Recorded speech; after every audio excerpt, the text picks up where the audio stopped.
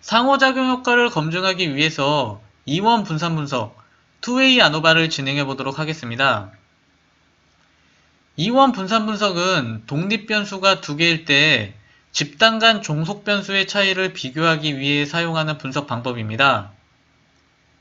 해당 실습에서 스토리텔링 광고와 성별이 독립 변수가 되고요. 종속 변수에 먼저 광고 태도를 넣어주시고요. 아래 고정 요인에는 두 개의 독립 변수를 넣어줍니다.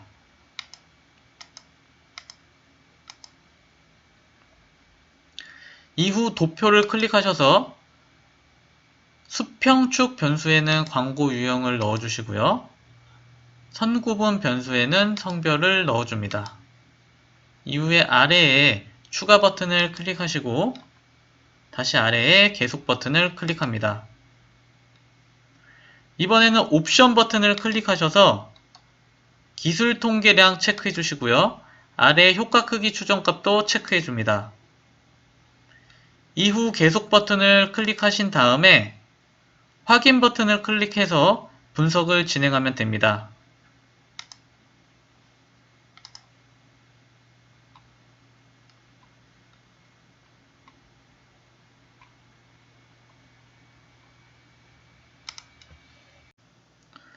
구매 의도도 동일한 방법으로 분석을 진행해 주시면 됩니다. 분석에서 일반 선형 모형, 일변량을 다시 클릭해 주시고요. 종속 변수를 구매 의도로 변경해 주신 후에 확인 버튼을 클릭해 주시면 됩니다.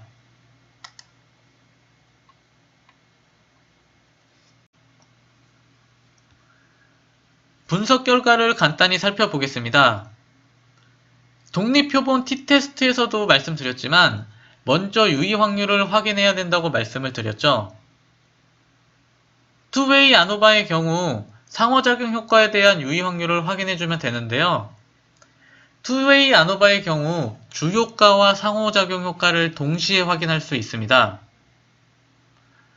우리는 독립표본 t테스트를 통해서 이미 주효과에 대한 내용을 검증했기 때문에 해당 분석에서는 상호작용 효과에 대해서만 살펴보겠습니다. 먼저 광고 태도에 대한 결과를 살펴보면 상호작용항은 개체 간 효과 검증에서 확인할 수가 있고요. 광고 유형과 성별이 상호작용항입니다. 여기에 대한 유의 확률을 한번 살펴보면 상호작용항에 대한 유의 확률은 0.000으로 0.05보다 낮고 그리고 0.001보다 낮은 것을 확인할 수 있습니다. 따라서 통계적으로 유의한 수준에서 차이가 있다고 볼 수 있습니다.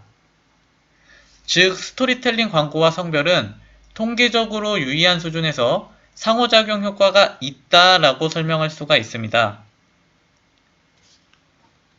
평균값을 한번 살펴보면 기업 창업 스토리 광고의 경우 남자가 여자보다 평균값이 높고요. 소비자 경험 스토리 광고의 경우 여자가 남자보다 평균값이 높은 것을 확인할 수 있습니다. 우리는 이러한 결과를 상호작용 효과가 있다라고 설명할 수 있습니다. 구매 의도 결과도 살펴보면 구매 의도도 마찬가지로 상호작용 효과에 대한 유의 확률이 0.042로 0.05보다 낮은 것을 확인할 수 있습니다. 또 평균값을 보면 광고 태도와 마찬가지로 기업 창업 스토리 광고의 경우 남자가 여자보다 평균값이 높고 소비자 경험 스토리 광고의 경우 여자가 남자보다 평균값이 높은 것을 확인할 수 있습니다. 즉, 구매 의도도 통계적으로 유의한 수준에서 상호작용 효과가 있다라고 설명을 할 수 있습니다. 해당 결과에 대한 자세한 해석 방법은 통계 분석 결과 논문의 반영하기 영상에서 자세하게 설명드리도록 하겠습니다.